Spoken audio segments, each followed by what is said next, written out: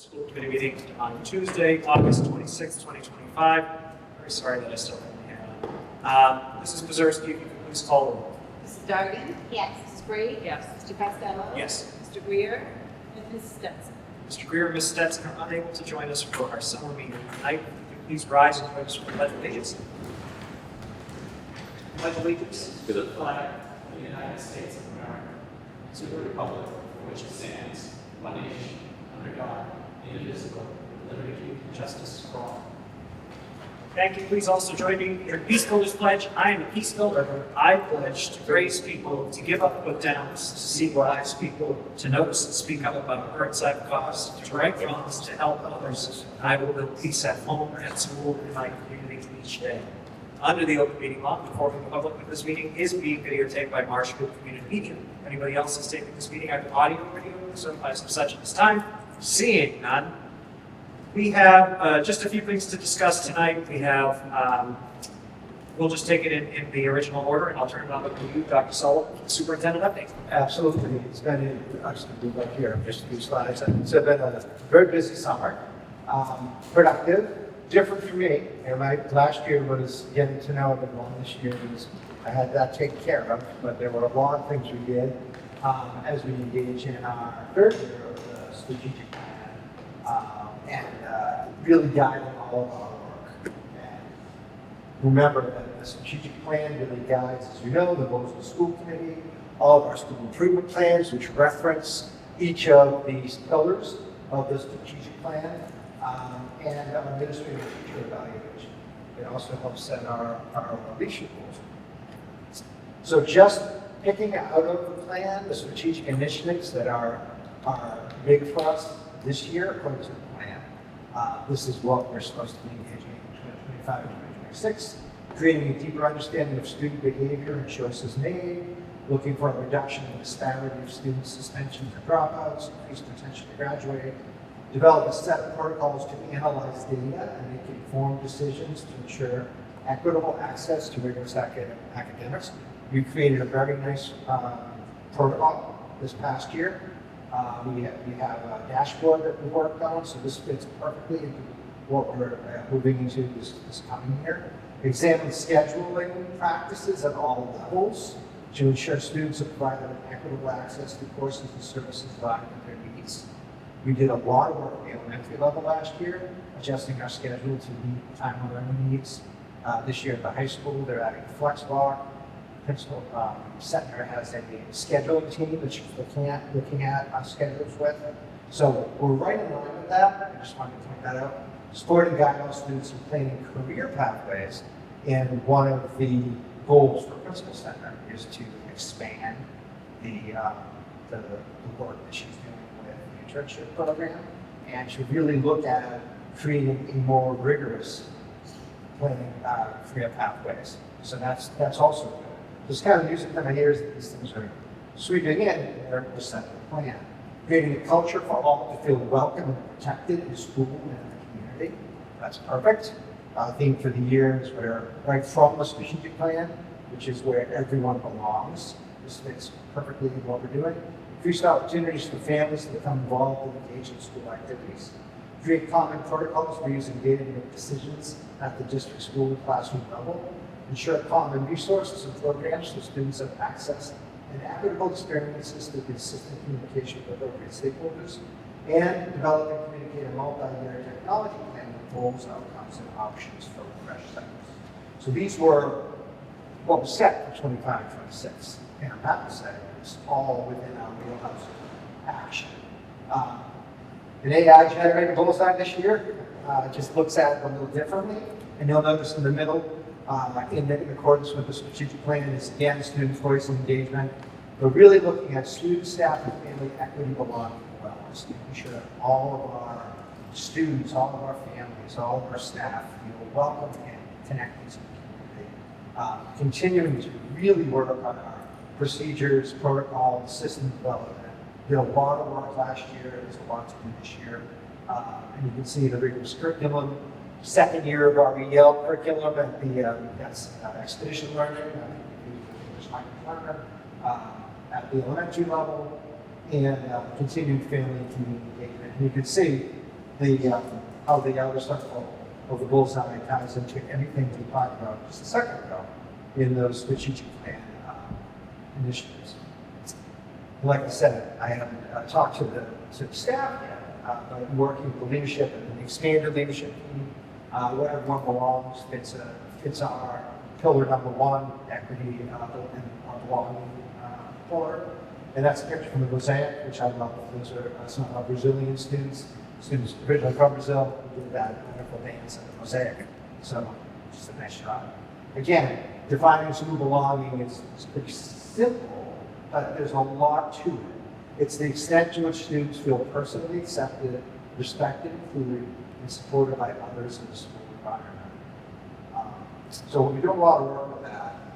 We've already formed, and I presented this on last year, the draft of our team mission, vision, and actions and belonging team. We've created, although we haven't really met at every level, we've created building-based belonging teams. And our accomplishments of year one were right along the line with what my goals were, which was to establish, again, into the strategic plan, establishing a district-wide belonging team, creating a relationship between our belonging team and wellness team, and between our belonging team and our LTAC, which is a very healthy relationship right now. We began to incorporate student voice in our belonging work.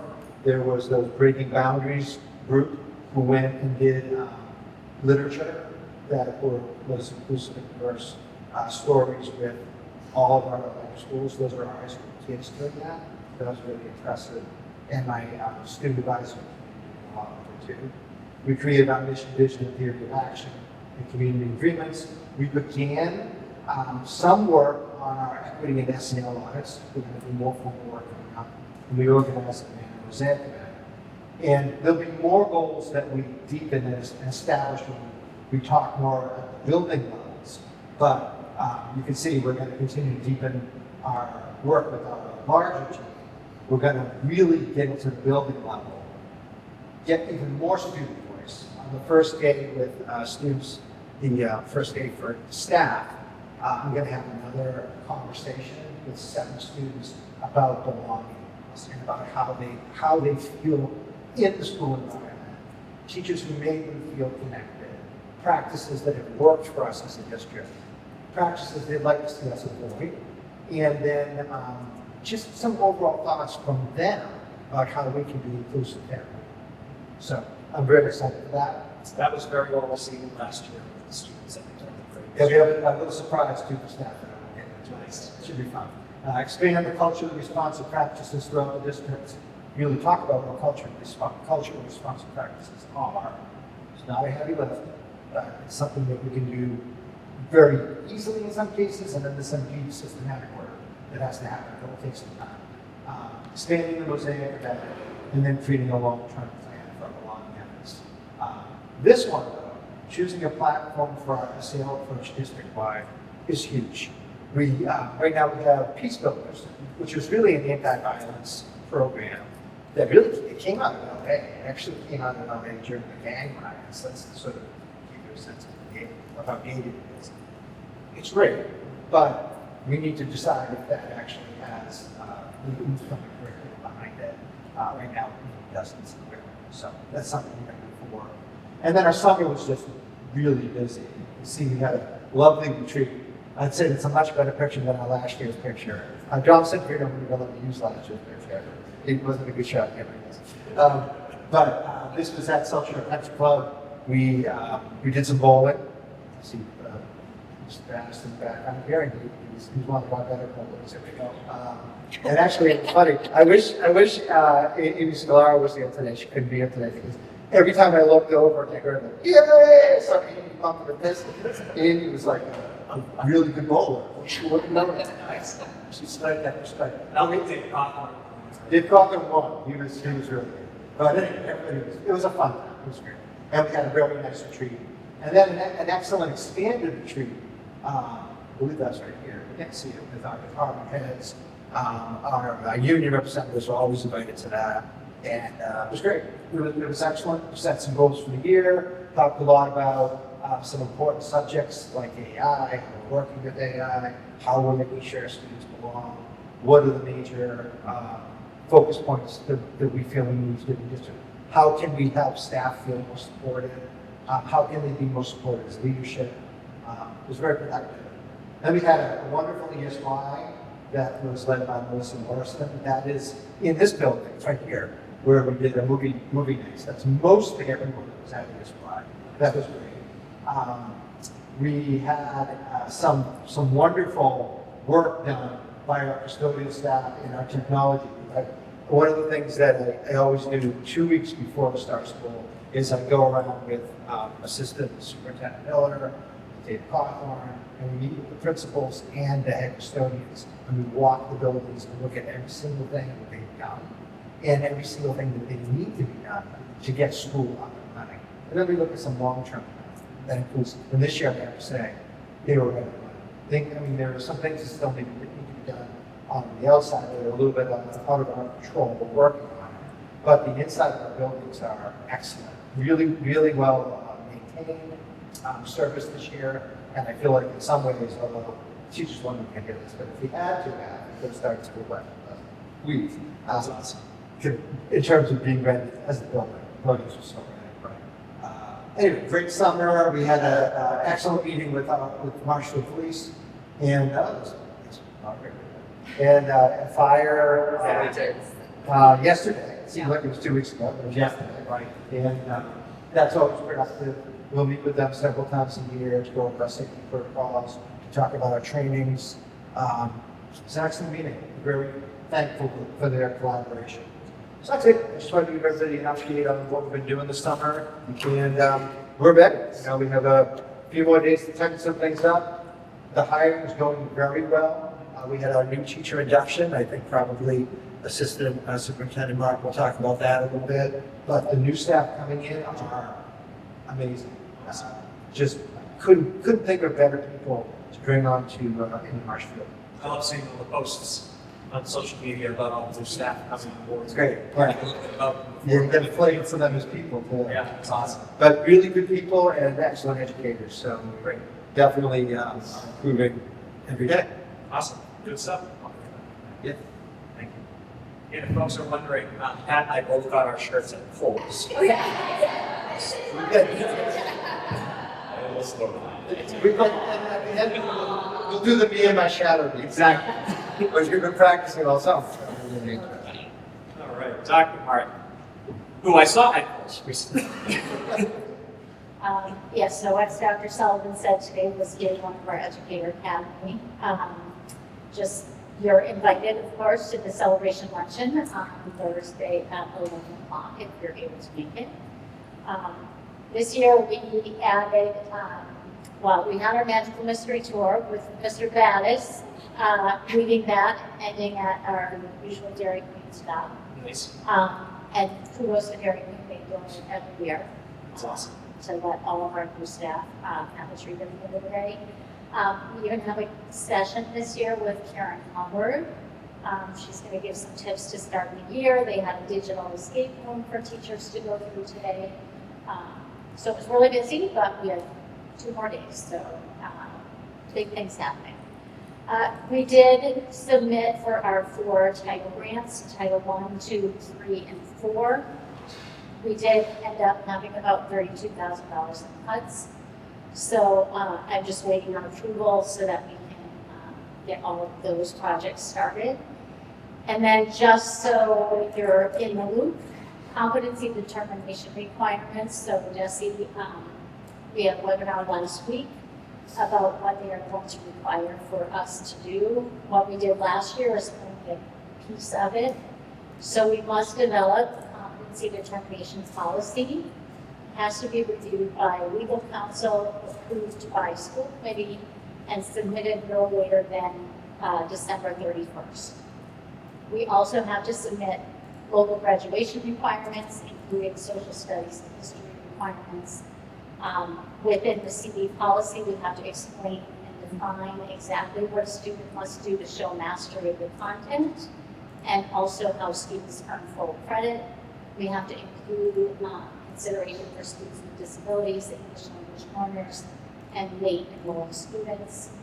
We also have to include a description of circumstances where MCAS scores would be used to determine competency. So for example, a late enrolling student, we may end up having that be part of the CD. We have to put in place a process for students to appeal or to actually award a CD or appeal if they were denied a CD in the past. Based on MCAS, we have to have a process to request transcript reviews by current or former students. All students in out-of-district placements need to meet those CD requirements of the sending district. So we have to make sure that all our out-of-district placements are doing that. Regulations that were very clear. Regulations give DESE the authority to audit every district if they so choose. Our policy will be published on our website as well as DESE's website. So the high school folks, including special education and Kate and Blue, we are going to get started working on that policy. I know Robin has already taken a look at, there's a template that you have to complete. So she started looking at that. So we want to try and get it to school committee by early October so that if we need to revise and resubmit, we have time before that December deadline. We would like to actually submit with to DESE in early December so that we don't have any last minute snafus. So that is big doings coming. I know a lot of districts are asking, and we're all kind of trying to do the same work at the same time. So hopefully we should have other residents and see what everyone else is doing. So I can offer a little bit there, just through the MASC lens, is that we have developed a model policy on competency determination that we disseminated to all our Yes, we districts. did. I did see that. So we are taking a look at that. We have the model language. Awesome, great. That was a fun part of our summer. Thank you very much. Mr. Miller. Real quickly, just a quick budget update. We did close out fiscal 25. We rolled over only about $30,000 in circuit breaker. Not good. It's by far the lowest amount we've ever rolled over in 18 budgets since I've been here. Very big rolling into 26, and that's going to be one of the factors for one of the items we'll talk about in a minute. Playgrounds. Danny Webster and Ames Way report this weekend. So went over it. I saw Ames Way today. Looks great. There's still a little bit of field work that needs to be done around the playground, but Those are the outside issues, guys. It's not going to be. but we're on track. I didn't get an update on Government Winslow yet, but there's just some repair at Government Winslow and again some field work that the DPW doing. But it's looking like we're on track. They gave us a heads up that it'd be done by this Friday. So That's great. hopefully all is good there. Obviously, there's still more work to be done at some of the other schools and some equipment replacement, but we're going to keep pushing on that as well. But very good things that workplace was done. Transportation, we're still pulling it together. I just got word from Shotgun that Tom and Dad, she's going down and stuff by Thursday morning. So Thursday morning, email blast will go out to the district with the routes and all the Aspen customers will be updated by then. The majority of them are done right now. We just have a couple of little spots that are holding us up. So, we're working on that. So hopefully that's going to be wrapped up. And that is it. Great. Thank you very much, Mr. Miller. Any subcommittee reports at this time? Nope. Seeing none, we've reached the point of the meeting for public participation. Anybody else would like to address the committee? Now's your opportunity to do so.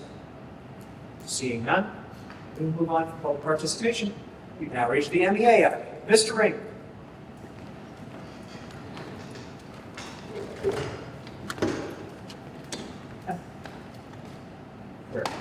Hello, everybody. Good to see you. Great. So real quick, today we are working with the administration on the ESB unit contract with informal agreement on that. So we must go through a negotiating committee for my colleagues on that, but I'm waiting for district council to get us the MOA on that. I'm excited about that. We've got 3 contracts negotiated this year, 2-year safety teachers. Spoiler alert, big task. There's a lot of collaboration ahead, looking for the school committee administration to tap a fair contract for everyone this year. It's thinks about the long-term future of Marshfield Public Schools. And the only thing, real briefly, I'm back on the about me on train in September. Grabbing from my colleagues are, and looking forward to bringing some other voices, more kids, and hopefully you see some moments of my own to brag about my colleagues. Fall, which I'm very excited about. So that's about it for me. Thanks very much, Mr. Rick. Okay, we have no meeting minutes at the moment to approve.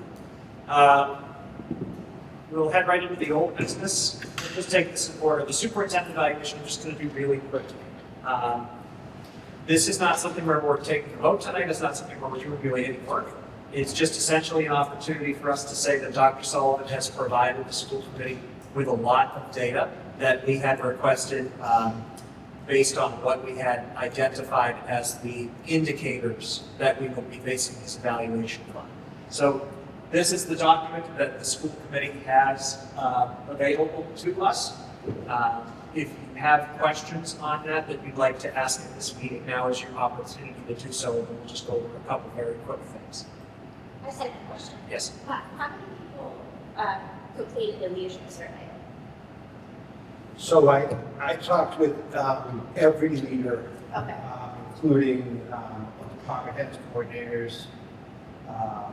So, oh God, I would estimate 20, maybe more. So it's a pretty widespread. Yeah. Better than two. Any other questions or comments on that? So obviously this is a lot of information to go over. When you're doing that, I encourage you to reach out to Dr. Sullivan if you have questions, and I'm sure he can offer some clarification. What I'd like to do now is just set a date that I would like, so I will aggregate this year's report. I would like you folks to have that done by, and I'll communicate this with Mr. Greer and Ms. Stetson as well.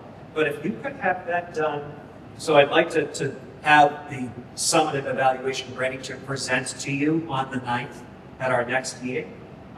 If you're able to finish your evaluation by like the 6th, Saturday the 6th, then that should give me enough time to aggregate all of that, read everything that you've put together, and come up with our aggregate evaluation. Folks okay with that? Okay. The only other thing I want to discuss tonight, evaluation, is I'd like to kind of move the timeline up a little bit for next year's evaluation. And I'd also like to establish a subcommittee to accomplish that goal. So that would be a subcommittee that would start to meet with Dr. Sullivan regularly to discuss things at the very start of the year, like the formation of his goals. And then once those goals are approved, how they tie back to our district goals. And then working with him to ensure that he's informed early on after a discussion with the school committee what kind of data we will be looking for in the evaluation ahead of time. So as we go along, it's not just here's what's happening in our meetings, which is all data that we use, but it allows us to have a schedule of when we'll hear certain information at which meetings. So it comes up with that kind of schedule. And it also says, and as the year progresses, we want to hear this information as well.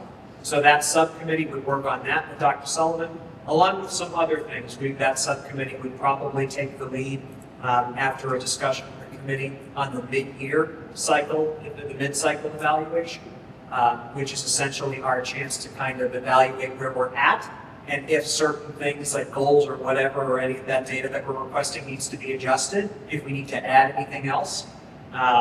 So that would be our mid-cycle that I would look to that subcommittee to be taking the lead on.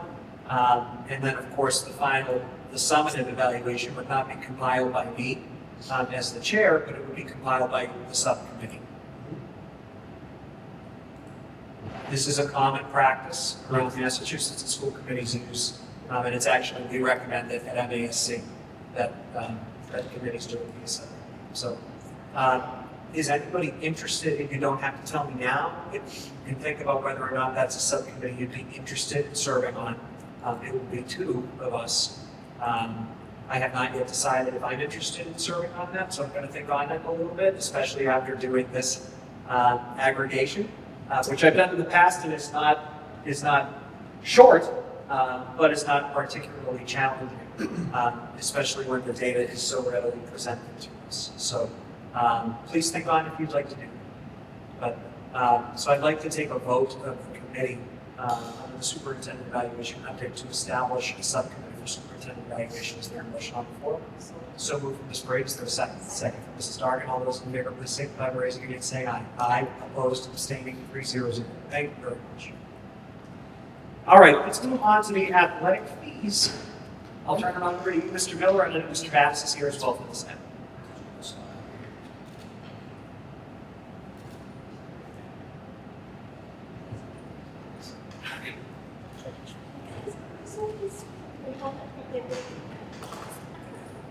So this is a little short and sweet here on the athletic fees proposal for this coming school year.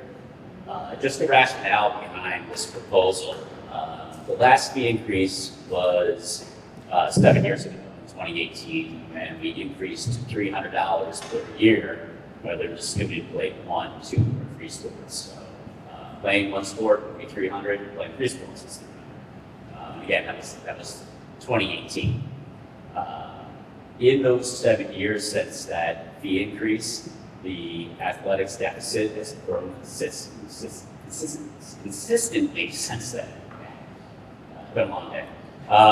So this past fiscal year was $170,000. So what is in the operating budget is basically covers our staffing and a component of transportation. Everything else had previously come out of the fees and gate receipts, and that's been locked in for some time period, and the deficit has grown over those years. While it's grown, we've used the operating budgets every year to offset that deficit. So closing out the fiscal year, the athletic revolving account one year would be negative $90,000 in the red, and then 110. Just the growing cost of expenses in general. Transportation is significant. Everything associated with everything that we do, not just athletics, has increased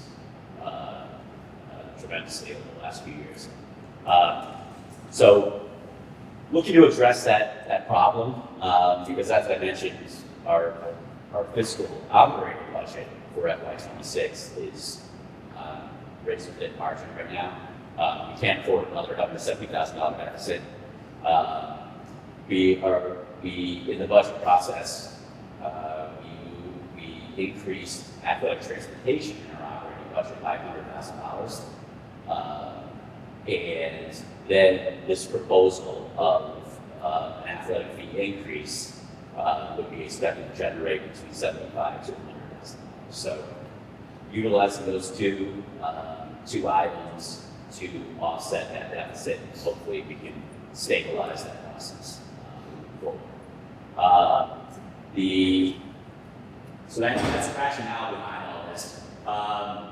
In the packet, we had a complete fee survey right here. I'm just going to blow it up a little bit.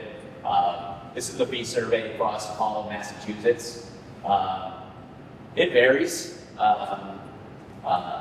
There's many communities. I kind of put our neighboring communities up top here. Many communities have tiering by sport. There's definitely the expenses for different sports obviously vary widely, but these fees many communities around us have increased their fees recently and are increasing them this year, which isn't even shown here. But just to give, my glasses over there. just to give, you can see our neighbors.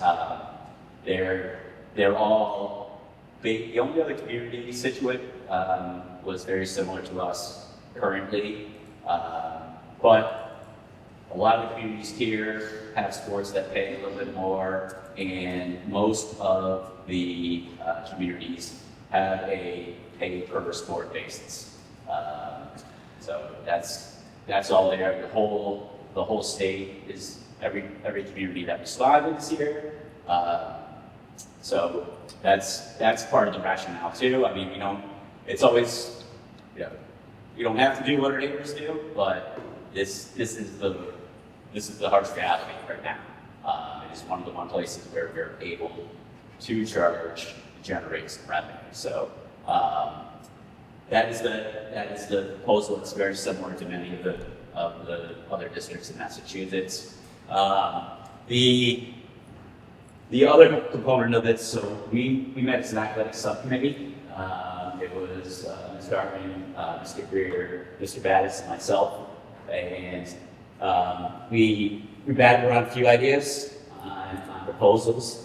We were looking originally at 300 per sport, but then we also thought a little bit more about the students majority of students that do 3 sports.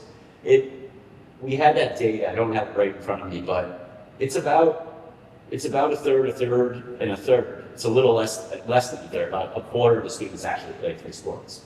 So it's about 40%, 33%, and about 25%, somewhere in that range on 1, 2, and 3 sports. So we're not talking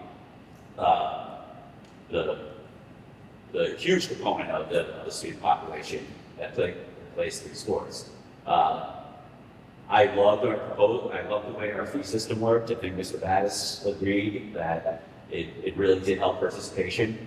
But we had to come up with a way because it's the growing deficit and being able to combat that and really kind of force the hand to make a per sport proposal. So want to give a shout out to Drew Dargan, Ms. Dargan's son, who is a sophomore at Fairfield. He did a little internship this summer and pulled together all the expense data, and we're really drilling down on that data as well. But that's really something that we're moving forward to in the future, potentially. But for the short term, we came up with a proposal of 300, 300, and then 150 per sport. And then the $1,500 family cap. This one is a little bit tougher, but we currently had 300 for 2 students with a family cap of 600. So this 1,500 family cap would be 2 students paying 3 full sports, and then the third student would be free to that family. So that's a proposal. And then the subcommittees are going to come back together and look more in depth at potentially a fee tiering system based upon those expenses. We need to drill down and get a little bit more data on that. Looking at coach salaries, especially with our contracts negotiations coming up. That's part of the teacher's contract. We did a great job, I want to say 8 years ago, really revamping that salary schedule, taking a closer look at that so we can come to sort of have a proposal that we can bring to the table with the NBA negotiations. Athletics equity, that goes to the expenses and who's paying for what by sport. Take a closer look at that as well. And then this all leads to the longer term solutions to increase that athletic revenue. So I know the proposal kind of came out a little bit quick to our community. We really didn't have a chance to present the facts behind that decision, but this is the fact. These are the facts, and it really, as I said before, it's fiscally irresponsible to move forward with that, with the current fee system, because it's at the point where athletics could seriously, potentially harm the classroom, if we don't move forward with other increases in athletics. So, that's all I have at the moment. You know, I think with only 3 members present, I don't think it's necessarily we have to take a vote this evening. I would prefer to have this just as a first read. Yes, yeah, and I think that's fine. This is a good chance to let the community know the reason why we're doing this. Well, that's a big part of it too, is that this is obviously something that's going to impact folks in the community, and I'd like them to be able to digest what they've heard, to reach out to us, to express anything on what they've heard, and quite frankly, for all of us to digest it too, because that's a big increase. It's the process of having, just moving forward, of having a subcommittee meeting on the issue. Bring it to the committee with subcommittee backing, have it socialized at a meeting and talked about, and then put on agenda for a future meeting if a vote is needed, gives the community the right amount of notice. I agree. So I know this was a little sort of clunky, but I think that from it, I think has emerged a pretty good process. If we do socializing for that. Yep. I guess there's the timing of when it happens too, that is to be considered, but just, I really like the fact that, and we talked about this last time, that the subcommittee met and had some say in it, Right. before it was brought to the committee, even though not that way initially. So I think that moving forward, we've established a new process. Yep, I agree. And obviously, nobody likes to increase, to pay more money. Nobody, absolutely nobody does. I didn't have up here that free and reduced students do not have to pay the fee. We're up to 22% free and reduced, which is the highest we've been. So that has a component there as well. So, yeah, I don't know if Mr. Battis has anything to add at this point, but it's kind of what it is. It's hard. I feel bad for our families because, obviously you said it, everything's going up, the increase. I just feel bad that we're, trying to figure out way out of this and that's our families. So that's hard. I get that completely. What I mean. We're just in a tough spot. I know my colleagues and I, we're in a major league. We've all talked. I think everybody except Situate. I don't know how they do it. They're the only ones that I know that don't have enough money for, which is amazing. They haven't had it as long as I can remember. But everybody else in the 10 in our league has gone up. Agree with Dr. Sullivan, and the delivery of it is very important, especially because you're talking about families making difficult decisions at their house. The baseline of paying bills and what's responsible. The committee here at Marshfield, the administration here at Marshfield, amazing. In my not only my 7 years as athletic director, but in my 33 years as a member of the school district here, always very supportive, always very interested. And I think at the root of everything that we've ever done here has been the well-being of all our students. I agree with Mr. Miller, we have to be financially responsible. I sit here and I look at that $170,000 deficit, I can't help but say that's my fault, as the athletic director. And we try to shuttle buses to cut down the transportation. We were fortunate enough, able to give us our own little athletic bus that we used, with 50 passenger bus that we tried to use to cut down the transportation. But at the same time, it's hard to control the price of brakes, the price of gyms, The costs are just short. yeah. I have a question. Go ahead. Are you done? Are you? Oh, yeah. Okay. No, don't be sorry. I just don't want to cut you off. Yep. You're not finished talking. Okay. So, these other towns, I understand that you say that their fees are higher or whatnot, but do you have any data on how they increased their fees? Like at what rate? I don't have that data. but- Okay, I'm just curious because I'm going to be perfectly honest, I am not supportive of this at all. I don't like the way it's rolled out. I think that it's going to negatively affect students that might take second sport. I'm not necessarily worried about the people that get free introduced lunch and they'll be able to do it for free, or the families that have a higher income and they can pay for it. It's not a problem. We're worried about the kids in the middle, and I think that we can figure out a better way to do this. I would absolutely vote no for this. Thank you. Any other questions, comments from the committee at this point? Anything else to add, folks, on this side of the thing? I think it's tough. Yeah, it's the revenue deficit. The deficit is large, and trying to be fiscally responsible is tough. Yeah. So I just can't say enough how much we appreciate the community's voice in this as we try to bridge that deficit gap. We also, we're part of the community, we want to raise fees. Well, you're a sports parent, we're a sports parent. Yeah, I'm a three-sport people, but I mean, That's a big yeah, but I mean, just understand we really need to collaborate with our partner on it, because it is I'm totally willing to sit down and talk about it and try to figure out other ways to make it work. I'm not, yeah, no, yeah, absolutely. Yeah. I don't think that this is the answer. Well, I think your concerns are founded. I think it's something that all of us are concerned with, including you folks. I mean, it's not something that we want to do.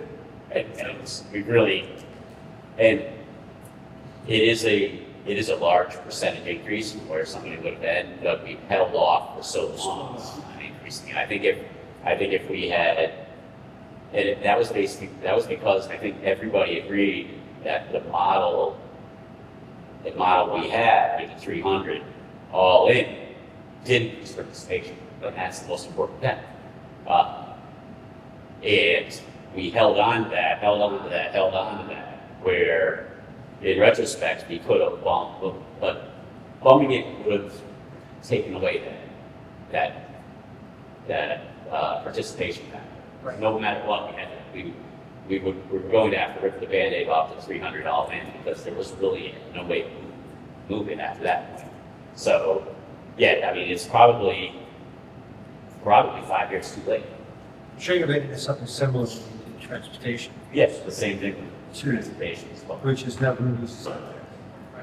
I'm really hoping it doesn't impact participation in a big way at all. Yeah, I mean, yeah. We looked at the numbers of who's playing free. The third sport is half the price, right? And if you look at the cost for the town leagues that kids are playing, they're right in line or more expensive than what these are, right? So I'm hoping that we can have avenues available for people that if that is a major factor in their decision to play another sport or more sports or whatever, that there's a way for them to communicate with us, with the athletic department, with whoever else, and hopefully that doesn't impede participation. And what we're trying to figure out too is that with the athletics equity piece, right, is that we make it so that's your fee. Right. Right. So right now there are parents paying out of pocket for a lot of other things that are necessary for the sport. And we're hoping that with a different system we can make that so it takes some of that part of it away. Right. The other part is, we offer, our sports program is unbelievable, right? We have many Division I sports. We have kids going to nationals. We have many sports that don't cut certainly at the freshman and sophomore level. That's open for so many kids to play. Where some of the other districts, which is data that's not included in the fee part, is they don't have those teams. They don't have freshman teams. So they're not charging that, but they don't have the opportunity for those kids to play. So if we want to continue offering opportunities for our kids, which a huge percentage of our population participate in sports, right? Like, Yes. Last year, our school population was, at the high school was 1148. We had over 1,202 students participating. So we had a lot of, local school athletes. yeah. I'd like to keep that. Yeah. You are correct. We're very fortunate here in Marshfield. We do have some varsity teams. It's actually difficult for us to find other schools to play because we have varsity teams in other schools. Right.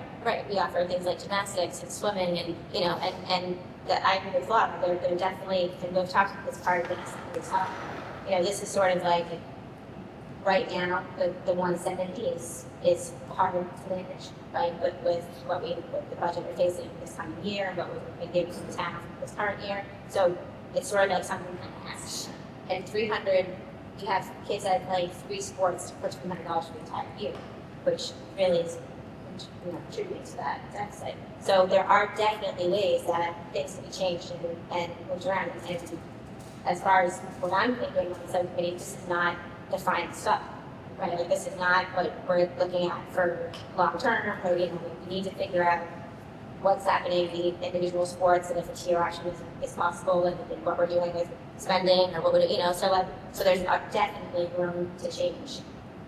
It just feels like right now, you know, to be able to offer what we offer without taking opportunities away from today's teams and not have to cut other places in the area. I also asked them, okay, it feels terrible, right, for social work. It's my career, right? So it's not something that feels comfortable. But definitely, if people have questions, let's talk more about it and look at the numbers because it feels like this might be doable for this year. But there's more about that. So Chairman Casella, would this be appropriate to bring it for a vote next meeting? Yes, I think we can absolutely. And that gives people notice that we're going to vote, they'll have a chance. Yes, absolutely. And obviously, if there are some things that change in between now and then, for example, Ms. Brake has some questions that she'd like to ask Mr. Miller and yourself, Mr. Davis, or if anybody else on the committee has certain questions, I may have some questions. And the subcommittee too. Correct. Yep. Yep. So absolutely, that gives us a little bit more time. But yes, I would say so. So I will not be entertaining a motion on this today. Or actually, I would have to if you made one. I would like to not. So that would be my personal preference. No, and we're okay right now because we're at fall administration, Right. and so a change today would impact any students participating in fall. Well, the summer's a blurry time, so it does give people. Yeah. Right. Yeah, and that's one of the reasons why it went out when it did. We wanted to give everyone a heads up as far in advance as we could.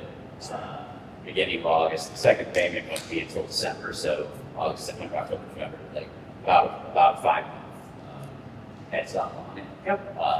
And So I do think there's something to be said for not making the decision in the summer when nobody's paying attention. Yeah. I think as we move forward with future decisions about it, we'll keep that in mind, keep that way as much as we can. Yeah. Yep. I think though, all things being said, voting on the next meeting does give members the opportunity to ask more questions, to get more clarification, and then it gives the public time to think about it, no votes there, and have a voice in the decision. I agree. So, Yep. that's a good thing. Thank you, Mr. Battis, for everything you're doing. Yeah. Thanks. Thank you. Like I said, this town has been so supportive. I love this great thing because I also think of the middle too. We always hear every day, middle class. You know, we got to make sure we support all of our students and all of our students. And everybody that's born in this administration, my 30 years, it's not just us. It will continue to do it in the future. Government will do its best for our families. And also thank you for everything you're doing to get the fall sports going. Yes. Yeah. It's great. There's so much. Full today. That's why we really apologize. We got certain mistakes. No, There's so much positive energy. it's great. This is just a great time. It's so great to see the kids back. Well, a lot of the positive energy from the athletic department does come from you. So, Thank you for what you do. we have a lot of great people up there, so I'm lucky to work with them. So, it's great. Well, thank you. Thank you. Thank you, thank you. Okay, we have one final agenda item for the evening, and I believe this is Mr. Miller again, the MSBA article for special town meeting. So, yes, there's a draft in this draft in your folder. This is the article for special town meeting that will take place October 20th regarding the Artisan Elementary School roof repair. In your packet, you had a figure. Again, it was a draft. We had a meeting this morning. We were looking to try to get an updated figure by tonight's meeting, but from what I hear, it's going to be probably tomorrow morning. The motion is there. This draft has been forwarded already to the town leadership as well. Right now, I think you're at 7.62 million in the motion. It's looking probably going to be approximately 7.8 million right now, with almost 50% reimbursement. So that's what we're looking at. So the timeline on this would be October 20th special town meeting vote at special town meeting. If that is approved, there would be a ballot question as well, and that date would still need to be determined. We're working on that right now with the town. A special election. Unfortunately, there's no November election this year. And the MSBA would be approving this, if all goes according to plan, on October 29th. So it's kind of right in between. So we should get the word. We'll know in advance of that meeting whether it's going to be. So we'll get the. So we were hopeful to have an idea that it's definitely approved by the MSBA on the 28th for the special town meeting. So that's the timeline there. I just also wanted to make note of a couple of other related articles that have been submitted for the special town meeting by our facilities department.